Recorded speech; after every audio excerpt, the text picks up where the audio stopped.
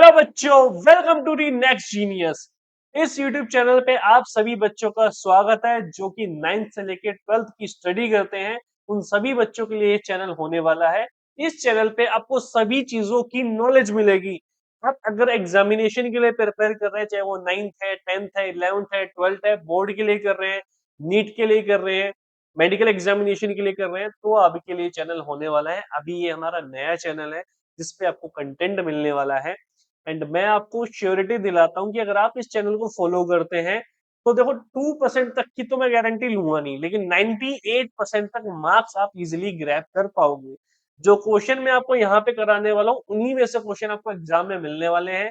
उन क्वेश्चंस को कैसे याद रखना है, कैसे अटेम्प्ट करना है एग्जाम में, वो सारी डिटेलें हम बताने वाले। सबसे पहले बात करता हूँ कि नेक्स्ट जीनियस का मतलब क्या है। देखिए, नेक्स्ट जीनियस जो चैनल है ना, वो किन बच्चों के लिए है। हमारे स्कूल में काफी सारे बच्चे ऐसे होते हैं जो वीक होते हैं। एक तो जो पढ़ने में वीक होते हैं, एक जो वीक होते नहीं है लेकिन हेजिटेशन के चलते वो वीक बन जाते हैं कि वो कोई क्वेश्चंस का आंसर नहीं पूछते।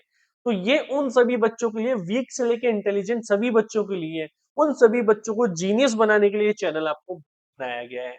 इस चैनल पे आपको शॉर्ट्स देखने को मिलते हैं जो हम साइंस के बारे में लेके आते हैं, जैसे अंजीर वाली वीडियो है। इंस्टाग्राम पे भी आप देख सकते हैं हमारे चैनल को, वहां पे हम नॉलेजेबल कंटेंट को शेयर करते हैं। अब यहाँ पे ये जो इन्फॉर्मेशन है, आज की वीडियो किस पे होने वाली है, आई थिंक आप लोगों ने गेस कर ली होगी। 10th क्लास की साइंस सब्जेक्ट्स के ऊपर। देखिए, बोर्ड्स आने वाले हैं हमारे, तो 10th क्लास के ऊपर डेडिकेटेड वीडियो लेके आया हूँ। ऐसा ही मैं 9th क्लास के ऊपर भी लेके आऊंगा। ये सिर्फ साइंस सब्जेक्ट के ऊपर है। Math, social science, English, Hindi, सभी पे आपको देखने को मिलेगी यहाँ पे। स्पेशली ये चैनल साइंस एंड मैथ के लिए है क्योंकि हम ऐसे सब्जेक्ट को टैकल करने वाले हैं जो बहुत हार्ड होते हैं और जो हमें आगे जरूरत होती है। चाहे आप साइंस लो या मेडिकल लो, नॉन मेडिकल लो, आर्ट्स में जाओ, कॉमर्स में जाओ, हर जगह आपको साइंस देखने को मिलेगी। ये बात चौंक के शायद सुन के आपको हैरानी हो रही होगी कि अगर हम आर्ट्स और कॉमर्स में जाएंगे तो कैसे साइंस। साइंस का मतलब ये नहीं होता कि सिर्फ हमें मेडिकल या नॉन मेडिकल करना है। वी आर ए ह्यूमंस और हमें हमारी बॉडी के बारे में जानकारी तो होनी चाहिए ना, नॉलेज तो होनी चाहिए ना। वो कैसे मिलेगी अगर हमने साइंस को अच्छे से नहीं पढ़ा। तो आगे जाके बहुत सारी चीजें आप समझ पाओगे जब बड़े होगे कि हमें क्यों साइंस को करना चाहिए। तो यहाँ पे मैं आपको सारी चीजें सिखाने वाला हूँ नेक्स्ट जीनियस पे। डिटेल में आपको चीजें सिखाऊंगा। एंड मैं आपको गारंटी देता हूँ, मैं जो था ना वो बैक बेंचर था। बैक बेंचर होते हुए भी टॉपर था मैं। क्यों? क्योंकि मैं साइंस से बहुत प्यार करता था। मतलब लोग कहते हैं ना फर्स्ट लव, तो science is my first love. और इसको मैंने इतना समझा है ना, मतलब मैंने सेल्फ स्टडी पे बहुत कम टाइम दिया है, मैं आपको जेन्युइनली बोलूं। उसके बावजूद भी मैं क्लास में टॉपर रहा। क्यों? क्योंकि मेरे को चीजें समझ में आती थी। और आज मैं जहां कुछ भी हूँ साइंस के बदौलत हूँ। आज मैं लोगों को ये दावे के साथ कहता हूँ कि आप मुझे कोई भी सब्जेक्ट बताइए, मैं उस सब्जेक्ट में मास्टरी हासिल कर लूंगा क्योंकि वो चीज मेरे को साइंस ने सिखाई है। तो साइंस बहुत प्यारा सब्जेक्ट है। इसको बहुत प्यार से हम सीखेंगे, समझेंगे। और मार्क्स की आपको टेंशन लेने की जरूरत नहीं है। 98 से लेके 100% तक आपको मार्क्स मिल जाएंगे। 98% गारंटेड मैं आपको मार्क्स दिलवा दूंगा अगर आप पूरा सब्जेक्ट इसको फॉलो करते हो। दिसंबर एंड होने से पहले पहले आपकी 10th क्लास की साइंस की बुक कंप्लीट कर दूंगा मैं डिटेल में। उसके बाद हम सिर्फ रिवीजन करेंगे और कुछ नहीं करेंगे। टेलीग्राम चैनल भी बना दूंगा बीच में मैं, जिसके ऊपर क्विज आपके आते रहेंगे, तो आपको इजी रहेगा वो। और बिल्कुल भी टेंशन नहीं लेनी 10th क्लास के एग्जाम्स की, बहुत अच्छे से हमें एग्जाम्स देने हैं। जो लोग ये सोच रहे हैं कि मार्क्स मैटर नहीं करते, सर हम क्यों पढ़े, एक single sheet of paper does not decide our future, तो ऐसी बातें आपको कभी भी नहीं करनी है। A single sheet of future, एक single seat paper is only decide your future.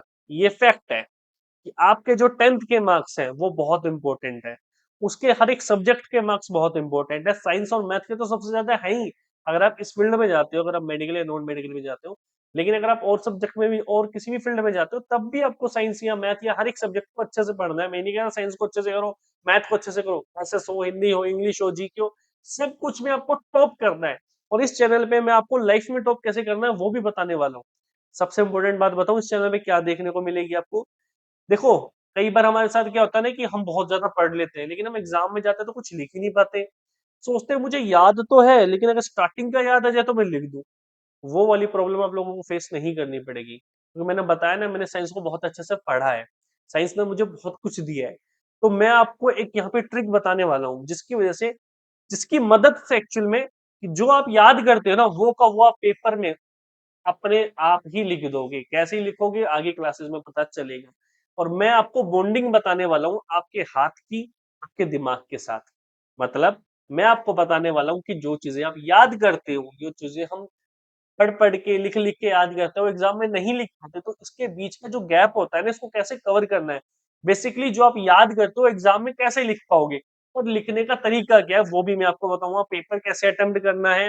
अभी तो देखो 98% मार्क्स क्यों आएंगे आपके, अगर आपको पेपर अटेम्प्ट करना अच्छा आता हो, आपको पता हो कि आपको कितना लिखना है, नॉलेज है आपको बहुत सारी, लेकिन लिखना उसका लिमिटेड है, तो वो पता होना चाहिए लिमिटेड। और ये चीजें आपको याद, मैं आपको बता देता हूँ, यूपीएससी जब कोई करता है ना, हाईएस्ट लेवल का कोई एग्जाम देता है, तो उसको यही चीज सीखनी होती है कि आपको ज्यादा तो पता है लेकिन लिखना आपको उतना ही जितनी जरूरत है। अब ये लोग कब सीखते हैं, जब वो उस लेवल पे चल जाते हैं, ग्रेजुएशन कर लेते हैं, फिर यूपीएससी के लिए 2-3 साल प्रिपेयर करेंगे, तब सीखेंगे। हम मैं आपको यहीं पे सिखा दूंगा 10th क्लास में। इससे आपका लाइफ, आपका फ्यूचर खराब होने से बचेगा, आपका जो साल बर्बाद होता है लोगों की, वो आपके नहीं होंगे। तो चलिए, बातें तो हम करते रहेंगे, बहुत जल्दी मैं आप लोगों को अपना चेहरा भी दिखा दूंगा, डोंट वरी। आपको साइंस की तरफ से निश्चिंत रहना, टेंशन ही मत लेना किसी भी चीज की। साइंस को मैं इतने अच्छे से कराने वाला हूँ ना, आप मतलब याद करोगे कि सर ने क्या ही चीज बता दी हमें, क्या जादू बता दिया। तो आगे बढ़ते हैं।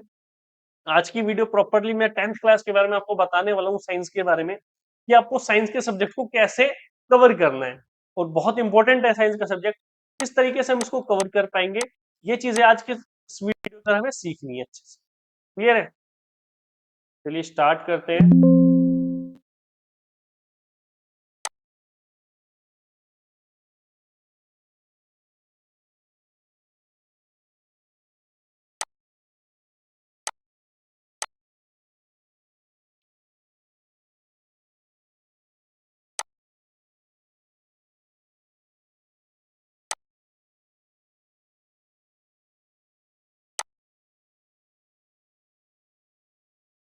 कि 10th क्लास जो है ना, उसके अंदर हमें क्या क्या देखने को मिलता है।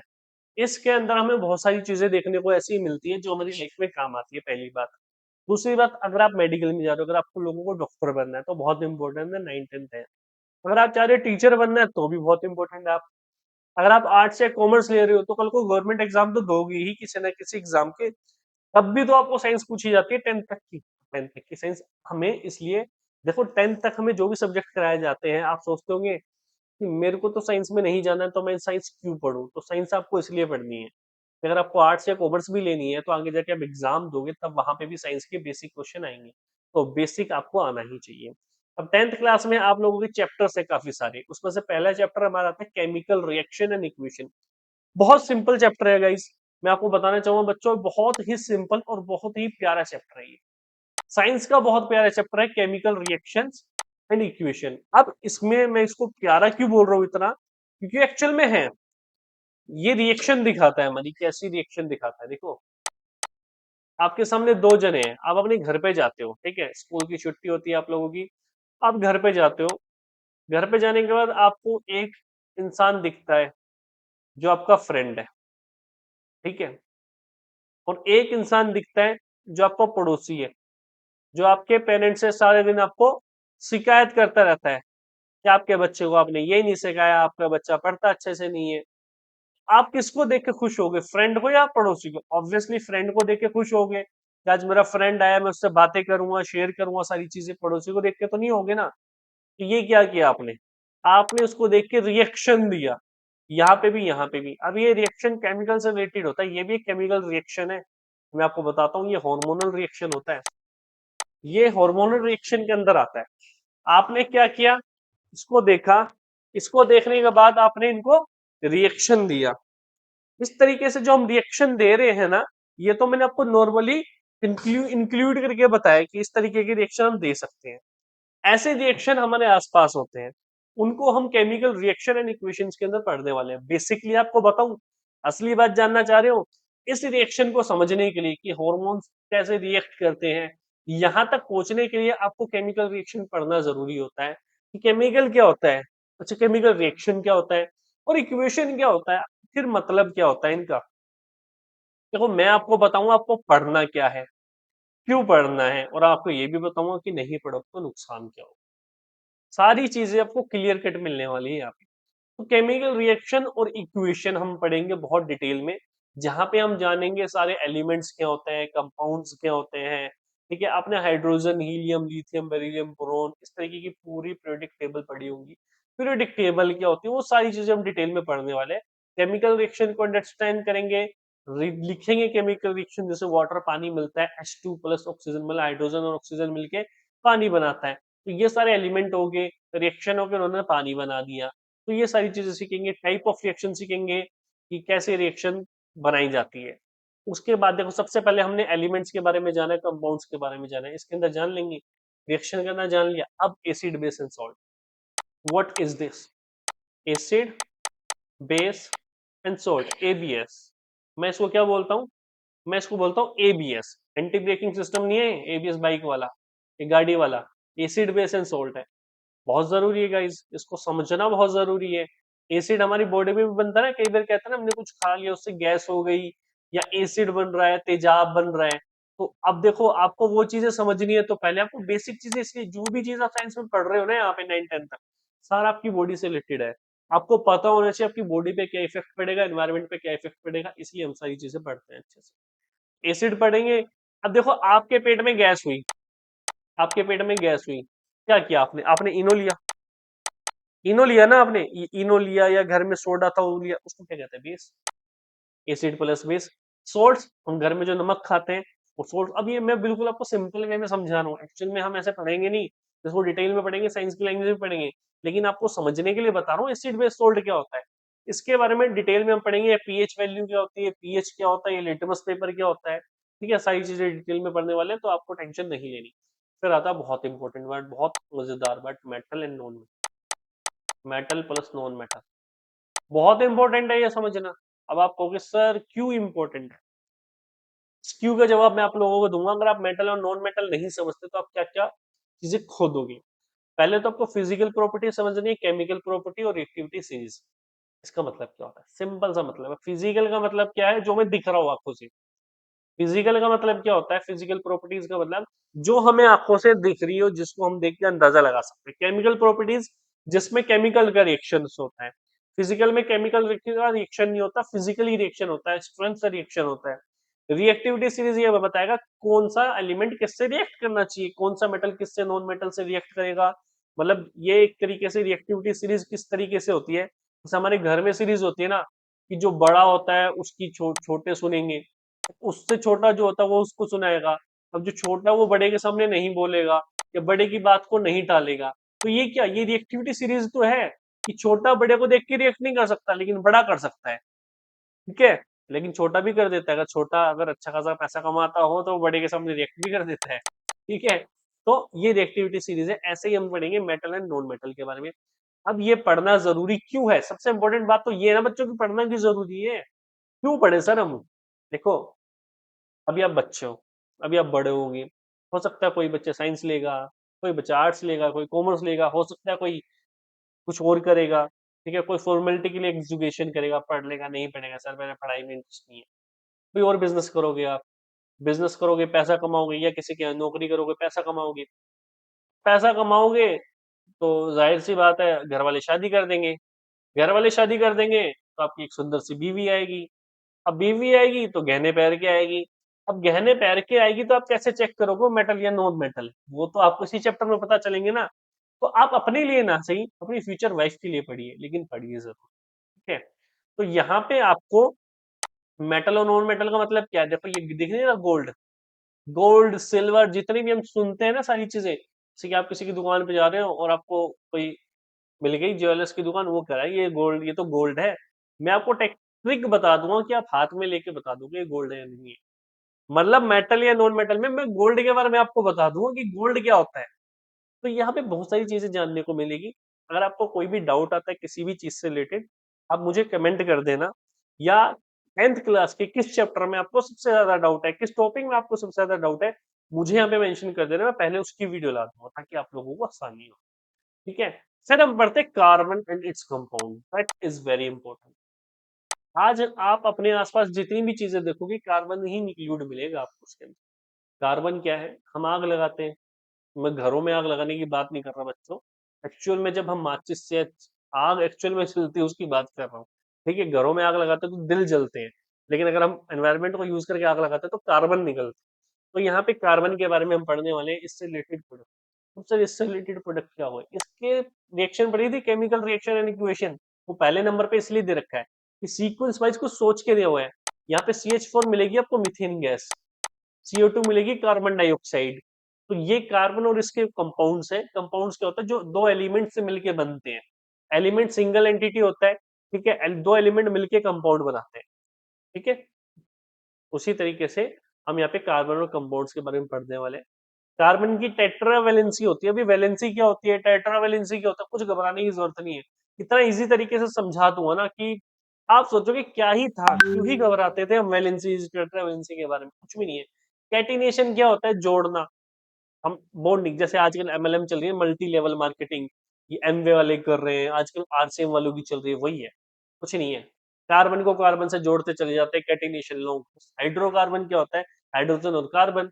फंक्शनल ग्रुप क्या होता है, जैसे कि CH4 है, CO2 है, ठीक है। अलग अलग फंक्शनल ग्रुप होता है, मैं डिटेल में आपको बता दूंगा, डोंट। के बाद आता है बहुत ही जबरदस्त चैप्टर, लाइफ प्रोसेस, जो कि आई थिंक आप सबको पता होना चाहिए इसके बारे में। अगर आपको नहीं पता तो आप बहुत अपनी लाइफ की चीजें मिसिंग करोगे। इस चैप्टर को अच्छे से पढ़ना। मैं अभी भी आपको रिपीट कर रहा हूँ, आपको सिर्फ 10th क्लास के नहीं पढ़ना, आपको अपनी जिंदगी के लिए पढ़ना है, कि आप अपने किसी को कुछ बता सको, चार लोगों के बीच में बैठे हो तो आप कुछ बोल सको, अपने छोटे भाइयों को कुछ बोल सको, कल को आपकी शादी हो जाए अपने बच्चों को आप समझा सको कि लाइफ प्रोसेस क्या है। लाइफ प्रोसेस में हम समझेंगे लाइफ को जीने के लिए क्या क्या प्रोसेस चाहिए होते हैं। लाइफ, अगर आपको जिंदगी मिली है तो आपको क्या प्रोसेस करने होते हैं, उसमें सारी चीजें मिलेंगी। मतलब ये बायोलॉजी का चैप्टर है, तो हम बायोलॉजी यहाँ पे डिटेल में पढ़ने वाले हैं। न्यूट्रिशन क्या होता है, खाना खाना। रेस्पिरेशन क्या होता है, सांस लेके भोजन को ऑक्सीडाइज करना। क्या मतलब, देखो, सांस लेना, देखो ब्रेथिंग और रेस्पिरेशन दो चीजें होती हैं, आप सुनोगे। ब्रीथिंग का मतलब होता है respiration, breathing is a part of respiration, ये मान सकते हैं। ब्रीथिंग का मतलब होता है जब हम सांस को, ऑक्सीजन को अंदर लेते हैं, उसको ब्रीथिंग कहते हैं, और CO2 को बाहर छोड़ते हैं, उसको कार्बन डाइऑक्साइड कहते हैं। रेस्पिरेशन क्या होता है, जब हम ऑक्सीजन अंदर लेते हैं, उस ऑक्सीजन की हेल्प से हमारा फूड मूव करता है। ऑक्सीजन हमारे फूड पार्टिकल्स को ब्रेक करती है, ग्लूकोज को ब्रेक करके हमें एनर्जी देती है। That is called respiration. तो रेस्पिरेशन एक कॉम्प्लेक्स प्रोसेस है, ब्रीथिंग पहला स्टेप है रेस्पिरेशन का। सिंपल सी चीज ही है। ट्रांसपोर्टेशन, ट्रांसपोर्ट का मतलब वो क्या, ट्रांसपोर्ट का मतलब क्या होता है, एक जगह से दूसरी जगह पहुंचाना। जैसे हम ऑटो से आते हैं, बाइक से आते हैं, कार से आते हैं, प्लेन से जाते हैं, ट्रांसपोर्टेशन है ना वो। उसी तरीके से खाने को भी एक जगह से दूसरी जगह पहुंचाने का ट्रांसपोर्टेशन का काम होता है। जैसे कि प्लांट्स में होता है जाइलम एंड फ्लोएम, जो हम आगे पढ़ने वाले हैं। एक्सक्रीशन क्या है, अब भाई हमने खा लिया, एनर्जी ले लिया, अब उसमें जो वेस्ट बच गया, जो हमारा वेस्ट बना, जैसे कि हम, एग्जाम्पल के लिए मैं मानता हूँ हम गाजर का जूस बनाते हैं। अब गाजर के जूस को हमने मिक्सी में डाला, उसको पीसा, जो जूस था वो तो निकल गया, अब जो गंदगी बच गई उसको फेंक देते हैं ना। ऐसे हमारी बॉडी में जो खाना हम खाते हैं उसका जूस निकाल लेती है बॉडी, और जो बाकी बच जाता है वो हम बाहर फेंक देते हैं फीकल मटेरियल के थ्रू। ठीक है, फीकल मटेरियल बाहर कर देते हैं हम। एक्सक्रीशन की भी दो प्रोसेस होते हैं, तो यूरिनेशन, मतलब अब बाहर निकालने की भी दो प्रोसेस होते हैं। एक तो यूरिनेशन होता है गंदा पानी, देखिए एक्सक्रीशन होता है जो सॉलिड के अंदर निकलता है। उसके बाद आता है कंट्रोल एंड कोऑर्डिनेशन। गाइस बच्चों, ये बहुत ज्यादा इंपॉर्टेंट है, कंट्रोल एंड कोऑर्डिनेशन। मतलब देखो, पर्सनली मुझे ब्रेन से रिलेटेड स्टडी करने में बड़ा मजा आता था, ठीक है, और बहुत अच्छा लगता था। तो कंट्रोल एंड कोऑर्डिनेशन बहुत जबरदस्त चैप्टर है, इसको बहुत ध्यान से सुनना, आपके दिमाग से जुड़ा हुआ है। अभी मैं आपको बोल रहा हूँ और आप सुन रहे हो, और आप उस चीज को फील भी कर रहे हो। तो ये क्या है, आपका कंट्रोल एंड कोऑर्डिनेशन दिखाता है कि आपका कितना कंट्रोल है अपने दिमाग पे। दिमाग क्या होता है, मैं आपको बोल रहा हूँ, आप मेरी सुन रहे हो और आप सोच रहे हो। अब कैसे ये प्रोसेस इतने फास्ट आपको दिख रहा है, कि होने के लिए बहुत कॉम्प्लेक्स प्रोसेस है। ये होता कैसे है, कोई भी हमें बोलता है तो हम एकदम से मुड़ के उसे क्यों देखते हैं, ये कंट्रोल एंड कोऑर्डिनेशन का पार्ट है, ठीक है। मैं और एक अच्छा एग्जांपल दूं आपको। सपोज करो कि मैं बाइक से कहीं जा रहा हूँ, मैं एक रास्ता है, मैं मेरे घर से निकलता हूँ, राइट को मुड़ता हूँ, फिर आगे जाके लेफ्ट मुड़ता हूँ। मैं डेली ऐसे ही जाता हूँ मेरे ऑफिस, ठीक है, ओके। अब एक दिन क्या हुआ, मेरे पास फोन आ गया किसी का, मैं फोन पे लगा हूँ। फिर भी आप लोग क्या देखोगे, मैं घर से निकलूंगा, राइट को मुड़ूंगा, आगे जाके लेफ्ट को मुड़ जाऊंगा अपने आप, बिना सोचे। बिना सोचे नहीं, कंट्रोल एंड कोऑर्डिनेशन है। मेरे दिमाग का कंट्रोल एंड कोऑर्डिनेशन इतना हो चुका है, क्योंकि बायोलॉजिकल साइकिल सेट हो चुकी है कि मुझे पहले राइट मुड़ना है, फिर आगे जाके लेफ्ट मुड़ना है। ये कंट्रोल एंड कोऑर्डिनेशन ही सिखाया जा रहा है, सिखाया जाएगा इसके अंदर आपको। ब्रेन, स्पाइनल कोड, जो मैंने बताया ना कि अपने आप मुड़ जाता है, स्पाइनल कोड भी हमारा कंट्रोल एंड कोऑर्डिनेशन में बहुत इंपॉर्टेंट प्ले रोल करती है। रिप्रोडक्शन बहुत ही अच्छा चैप्टर है। रिप्रोडक्शन में हम ये समझेंगे कि कोई भी चीज प्रोड्यूस होती है या पैदा होती है तो वो किस तरीके से होती है। रिप्रोडक्शन बहुत इंपॉर्टेंट है, लोग इसको बड़ा हंसी में टाल देते हैं इस चैप्टर्स को, लेकिन ये बहुत इंपॉर्टेंट चैप्टर्स होते हैं। अवेयरनेस के अगर मैं in the form of awareness की मैं बात करूं तो आपको पता होना चाहिए रिप्रोडक्शन क्या होता है।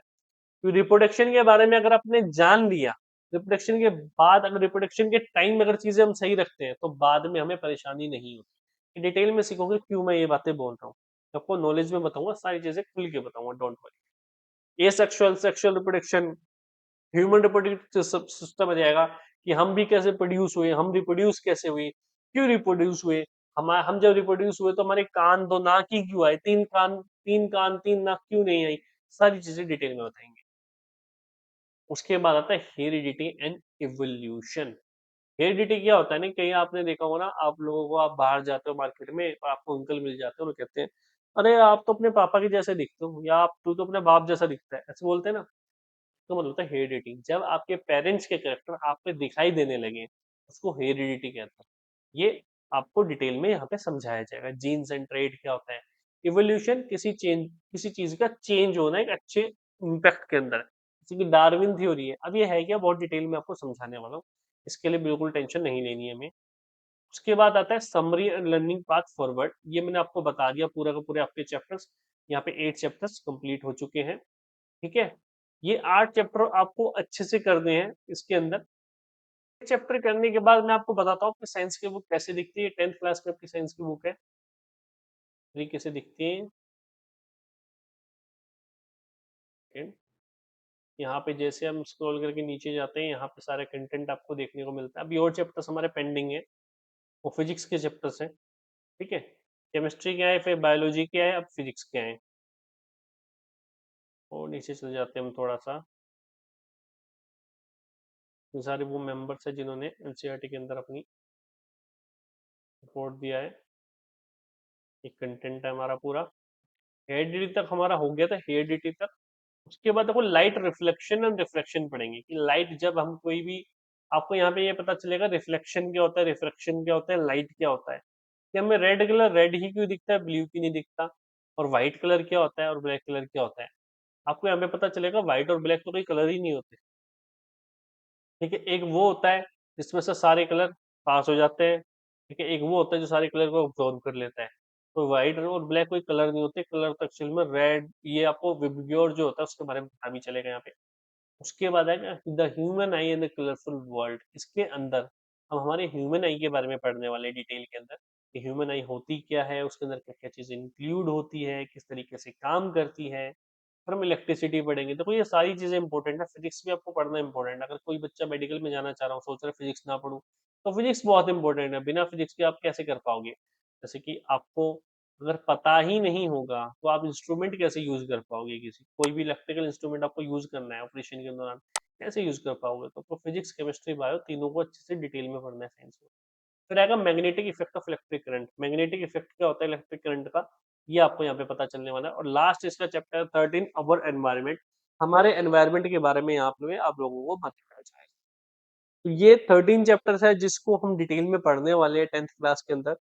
यहाँ पे इस चैनल्स पे एक एक चैप्टर के आपको डिटेल में मिलने वाला है, एक एक चैप्टर आपको बहुत डिटेल में मिलने वाला है। फर्स्ट चैप्टर जो हमारा है केमिकल रिएक्शन एंड इक्वेशन, वो आपको बहुत जल्दी बहुत डिटेल में मिलने वाला है। पहले मैं आप लोगों को ये चैप्टर कंप्लीट कराऊंगा दिसंबर एंड होने से पहले पहले, उसके बाद हम इसका रिवीजन करेंगे और जनवरी के एंड तक हमारा सिलेबस कंप्लीट करके बैठ जाएंगे निश्चिंत। उसके बाद मैं सिर्फ आपको क्वेश्चंस टेलीग्राम पे देता रहूंगा, आप सॉल्व करते रहना। और जब एग्जाम आएगा ना, इवन मैं आप लोगों को वो भी दूंगा, थियोरेटिकल क्वेश्चन भी दूंगा सॉल्व करने के लिए। आप उसको सॉल्व करके मुझे टेलीग्राम पे पर्सनली मैसेज कर देना, अपनी जो शीट होगी जो भी आप लिखोगे हैंड रिटन से, तो मैं आपको चेक करके बताऊंगा कि कहाँ आपकी क्या गलती है, किस तरीके से आपको चीजों को सुधारना है, ताकि आप अच्छा परफॉर्म कर पाए। ठीक है, चलिए मिलते हैं नेक्स्ट वीडियो के अंदर। तब तक के लिए आप अच्छे से रिवाइज कीजिए, खुश रहिए और अच्छे से साइंस को पढ़िए। कोई भी प्रॉब्लम आए तो कमेंट मुझे जरूर कर देना। और उन बच्चों के साथ ये चैनल जरूर शेयर करना जो बहुत वीक है और जिनको लगता है कि वो साइंस और मैथ में अच्छा परफॉर्म नहीं कर पाएंगे, तो इस चैनल की हेल्प से वो बहुत अच्छा परफॉर्म कर सकते हैं। Thank you so much guys.